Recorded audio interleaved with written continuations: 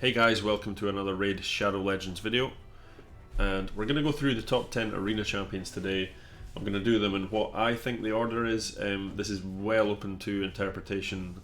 They could be in any order, to be honest. These guys are the main champions you will find in the top 10 in Platinum, in the top 100 sorry, in Platinum Arena, and they're just the best champions for Arena in the game. So without further ado, let's get on with it. Right, coming in at my number 10, we have Trunda, the Gilt Mallet. She is a dwarf, a legendary dwarf. She's fantastic. If you look here, just looking at her base stat, she's got really high attack, she hits really hard, her HP is good as well, decent enough speed, decent crit damage right off the bat, good resist. She's pretty much like a hard hitting, super resistant sort of dwarf. She can stun, she can put on a lot of stun. She's really annoying to play against actually. She can place a stun in her A1. Her A2, she's going to be attacking one enemy and attacks all the other enemies with a second hit, dealing 60% of the damage inflicted of the first hit, which actually hits really hard as well. But it's her A3 that really makes her shine. 5 turn cooldown, so it does take quite a while and you can't book it down, but this thing is just ridiculous when you pair it with like Torments, or there's so many other things you can do. But it's going to be stunning and HP burning them at the same time, and her passive, she's going to be getting more resistant for each stun that's on it, and she also gets more speed for HP burn, so you can really make this champion crazy if you build her in the right team, but she needs to be built around a decent team to make her work. Also, just to top it off, she's got a magic ally attack in all battles by 36%, which is a massive amount, but it's only for magic, so it's not the best aura, but it's her kit that makes her really good. So that's the one I've got at number 10. So coming in at my number 9, we have Lissandra from the High Elves. A speed lead champion. She is 24% speed lead in all battles, so she's fantastic in other areas of the game as well. That's a huge speed boost for all battles. I think Fushan's the only other champion that has that high in all battles one. A lot of them are, they've got higher ones for Arena specifically. Lord Cesar being the highest, but she has a very good one for all battles. But it's not so much the fact that she can do this here. She attacks one enemy, transfers all debuffs to the champion, which is great. She attacks one enemy, fully depletes the turn meter, which is great. But this thing here is probably the best automatic sort of boost of speed and decrease of turn meter that you can get in the game, and especially the fact that she's super fast to begin with. It just makes this a crazy ability. So she's going to increase the speed and fills the turn meter and decreases the turn meter. So someone like Arbiter, she fills the turn meter by 30%, so does Gorgorab, but they don't increase the speed and they don't decrease turn meter. They put up attack though, which is another thing. But for actually just pure turn meter control and speed, this is probably the best ability in the game that you can play right off the bat. You know, as soon as you start that arena battle, boom, play this. You're going to be doing very well. You're going to take the first turn. She's 1-1. I was convinced she was 1-1-2 speed, which I'm a bit confused at. She definitely used to be 1-1-2 speed because Arbiter is 1-1-0. But anyway, she's super fast regardless. Pretty tanky as well. She can take a hit. So yeah, super good champion. Definitely one of the best, if not the best, speed lead. So coming in at number 8, we have the only epic on the list, and this is Madame Ceres from the Dark Elves. I've done a video on this champion already. If you guys want to check it out, please do. So you know how much I like her. She's the only champion that I have so far. I don't have Lissandra or Turtle, but I do have Madame, and she's insane. She probably could have been higher up on this list, but you'll see what I mean. It's such a hard list to put her any higher up because the competition's so strong. But she's definitely in a lot of the top tier Platinum teams. She's really, really strong.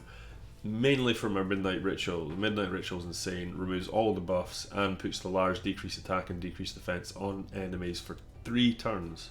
And it's on, for 3 turns. It's just crazy, absolutely crazy. I've got her fully booked, so she's obviously on a 4 turn cooldown for this. So especially if you can get the debuff extender from your masteries, then boom, you're gonna have this up all the time. She's also got so much other crazy kit.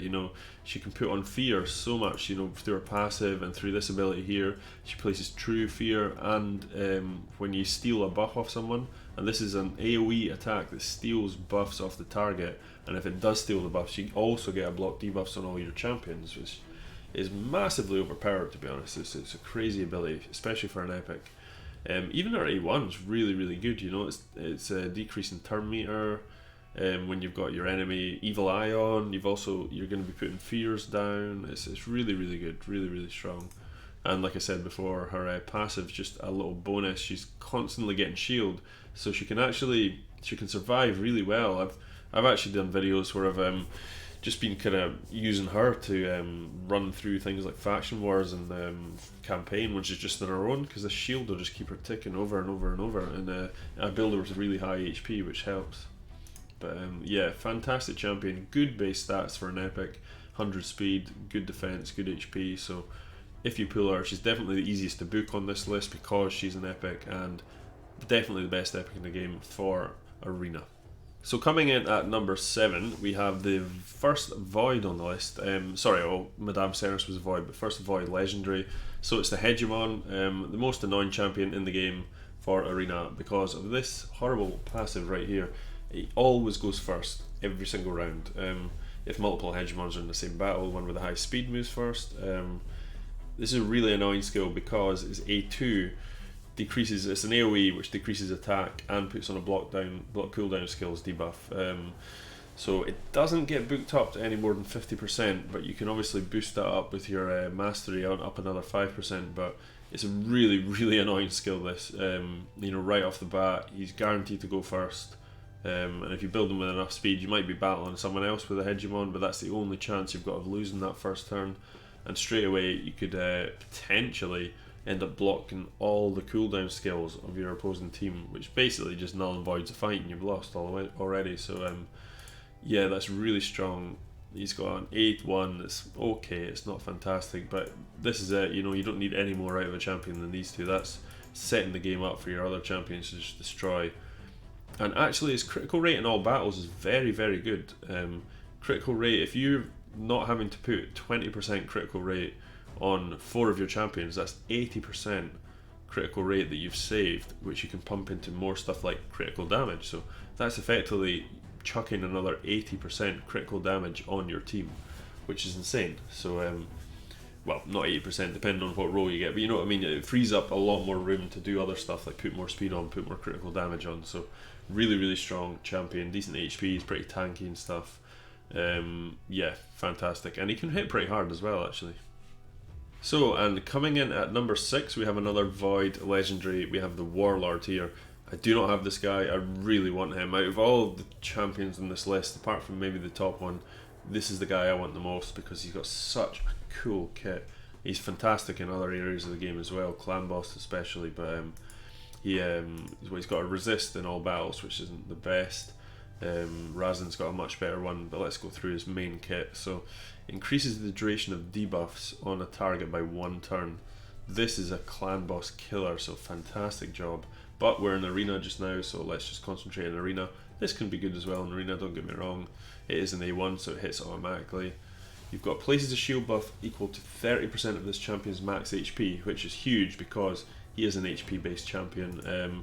Although his damage is based on attack, he's definitely HP. He's got 22k HP from the start, so you want to put loads of HP on him. But his damage is done off attack. I should clarify that rather than saying he's HP based. It's just, you don't really want this guy doing attack. He's much more of a support. He also restores all allies HP and puts a block debuff, so super strong ability. But this thing here, this is where he really shines. So this is on a 5-turn cooldown when booked, but it's 100% chance when booked as well, and this is insane. So it's an AoE attack, so attacks everyone.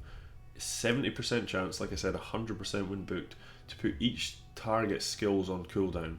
So that is the same as Hegemon's ability, but it will 100% hit if you have the accuracy, and a 30% chance to fully deplete each target's turn meter, which again will be 50% chance. Now that's like Razen's ability on his A3, which is like a 6 or 7 turn cooldown, I believe. And to have that on top of putting their skills on cooldown is massively overpowered, to be honest. But in Arena, it's just absolutely insane. It's an Arena ability. He's really, really strong just because of this. So probably the most, yeah, apart from number 1, the most sought after champion for me and for a lot of people. Really, really cool. So we're into the top 5 now, and coming in at number 5, and this could definitely be higher, is Duchess Lilitu. She's insane. She could easily, you know, be number one for most people. I mean, especially this top 10 could be questionable where everyone goes, but this top 5 here, any one of these champions could be number one in Arena. But I've decided to put her in at number 5, and she has a speed lead, 19%, which is not to be laughed at. It's very, very good. It's good for a lot of stuff, but what she really shines in is just keeping everyone alive and blocking debuffs. So mainly from her A2 here, it puts an increased attack buff on, and the block debuffs, and the perfect veil. Now the perfect veil has been changed in the last patch, so basically our passive is now changed to decreases the damage taken by all allies from AoE attacks by 25%. Now it used to be you got an extra 15% of that if they were under a perfect veil from her, but they've now changed it to the perfect veil always gives that 15%, and a normal veil only gives, I think it's 7.5% AoE decreased damage. So you are basically, when you play this ability, your champions are taking 40% less damage. I mean, that's gigantic. I mean, think about that, 40%. It makes a huge difference, a massive difference. Our A1 actually is surprisingly good. This thing saves my ass so many times. It's a 2-hit A1, but it's this shield buff. I build her with loads of HP and defense. She does not. You don't want any attack on this champion. She's not an attack champion at all. But if you build her with loads of HP, this shield is pretty beefy, and it really saves your bacon in a lot of fights, I've found. And it's for 2 turns, so it's really, really strong.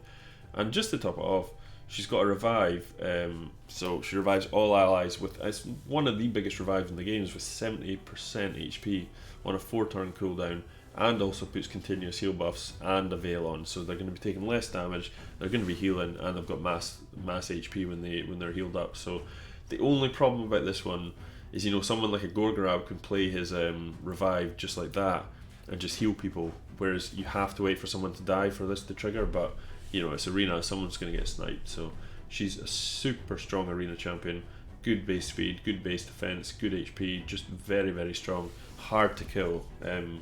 You'll find teams with Duchess Loyalty, they're going to go on for a lot longer, because she really does make it quite difficult to kill the team. And coming in at number 4 in the High Elves, we have Arbiter. Yep, everyone knows this champion.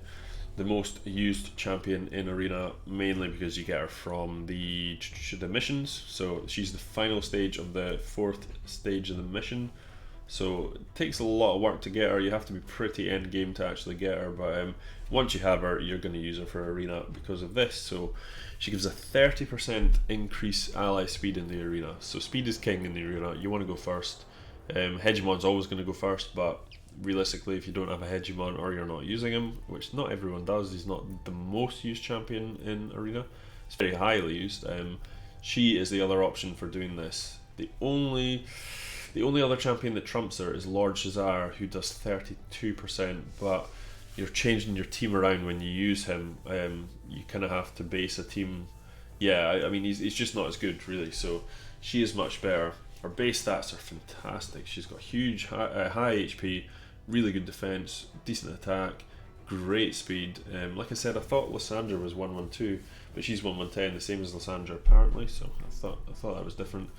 A bit of resistance accuracy as well straight off the bat, but she has so much stuff in her kit here. She's got the revive, and it revives all allies, and it also grants a turn if anyone was revived on a 5-turn cooldown when booked. She attacks one enemy 2 times on her A1. She puts a weaken down. On her A2 she can decrease buffs, which is really, really strong. You know, it takes away things like unkillable, which is absolutely nuts. And then she's got this really important thing that all these speed leads champion need, where they fill the turn meters right off the bat. So most people in Arena are building her with like 300 plus speed, going first, playing this, and she gets the increase in turn meter, but also an increase in attack, and it heals as well. I always forget about that heals bit, so it is useful down the line if the fight goes longer. On a 3-turn cooldown, insane champion. Void again, you'll notice a lot of these top champions are Void, I'm afraid, so they're not the easiest to get, but yeah, fantastic champion. So, hitting the number 3 spot, you guys knew he was coming, you just didn't know when. So this is Rotos the Lost Grim. Easily could be number 1. I mean, in terms of changing Arena, this guy is by far number 1. He's completely and utterly just like changed the scape of Arena, how it works. You just have to base teams around fighting Rotos because you're going to be fighting him. He's insane. Put him in relentless gear, he's going to take sometimes 4 or 5 turns and wipe out your whole team in one swoop. So just a crazy champion. Attacks one enemy. The decreased defense is important, but it has a 30% chance of granting an extra turn. That triggers, if that doesn't trigger, relentless triggers an extra turn, so you've got huge chances of doing it. He decreases target's max HP and adds it to his own, which is a very cool ability. And also, this one the best, it goes straight through unkillable and block damage buffs and grants an extra turn if it kills an enemy, and this thing hits so hard. 75% of the target's defense ignored, just no questions asked. When it's booked, huge damage, and it's on a 3-turn cooldown, which is crazy again. It's a super strong champion, and this is actually one thing that kind of confused people when it first came out, but it's very good. It just basically means you're not going to die from one hits. You can't get sniped with this champion because you're always going to take no more than 50% damage. The only thing I've found different to this is I use Crude Traxa. She's got a 4-hit A1 snipe, and she just snipes Rotos in one shot every single time, so because it's a 4-hit. So it's important to note the single enemy hit, so an A2 isn't a single hit, a 2-hit A2 or A1 or whatever, 2-hit ability, sorry, is always going to hit twice, and if it does enough damage it's going to kill Rotos. It's just single hit, so another Rotos can only take 50% of his damage at one time. So that is also some very good survivability from him, and if you get Siffy, it just becomes stupid, to be honest. Easily could have been number 1. Like I say, the champion that's made the most impact in Arena really in the game so far has been Rotos by far, so really good, and most people have used them, so there's a lot of them. So coming in at number 2, my personal favourite in the game, my personal favourite champion in the game, to be honest, Krisk the Ageless.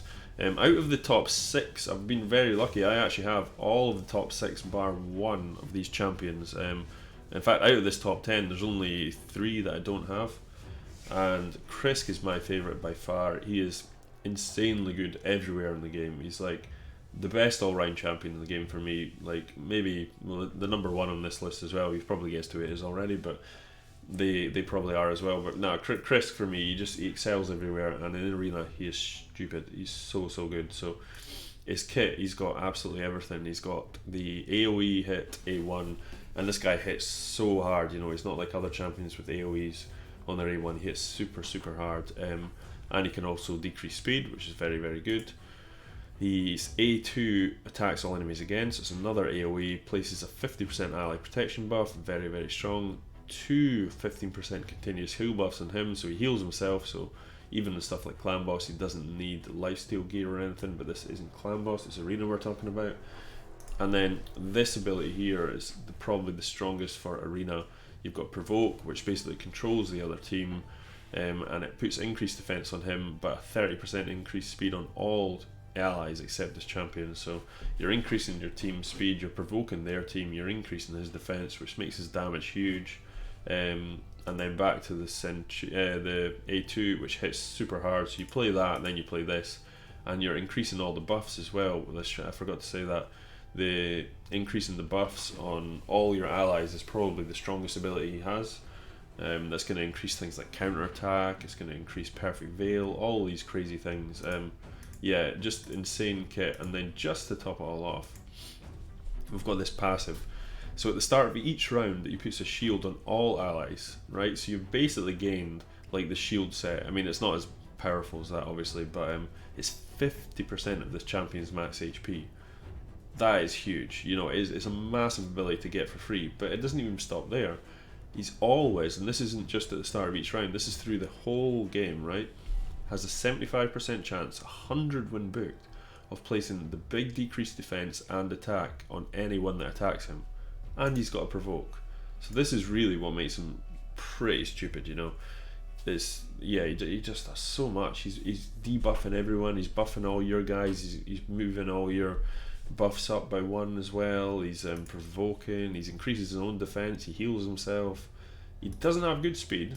That's the one thing that lets him down. He doesn't have good speed. You can build him with enough speed and then get a trigger from one of your speed leads, but He hits unbelievably hard. Yeah, if you get this guy, you've won the game. He's really, really, really good. Could easily be number 1 again, but I've chosen the number 2, definitely my favourite. And on to the number 1. Can you guess who it is? Yep, you guessed it. It is the most insane broken champion in the game right now.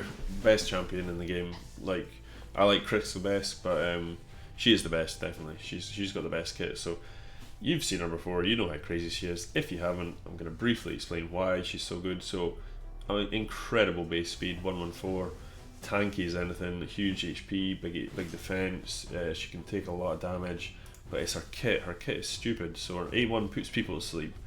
Nuts, absolutely nuts, and it does it a lot. It does other stuff as well. It heals allies, turn meter control, and this is our A1. A1s are supposed to be basic. Or A2, I mean, just read everything this does. It fills the turn meters, which is very good in arena. Places block debuffs, very, very strong on its own. On its own single ability, that is strong. But it also increases defense by 60% and an increase in speed. That's too much for one ability in my opinion, but it's super, super strong. And just to top it all off, it's on a 3-turn cooldown. Yeah, broken.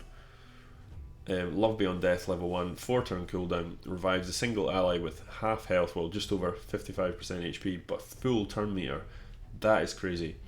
I mean, just reviving it and then straight up full turn meter, this is going to kill so many people. You know, you can revive stuff like your Brachus, suddenly full turn meter, boom, straight back into attacking. But it also puts an increased attack of 50% and a 30% critical rate buff on that ally for 2 turns. So, like I say, someone like a Brachus or some huge hitting sort of guy that you can kind of build with 30% less critical rate and tons of critical damage. You can go in, do your damage, boom, get killed because he's a glass cannon.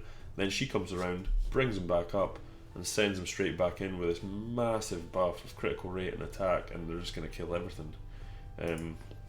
Then there's always more with her.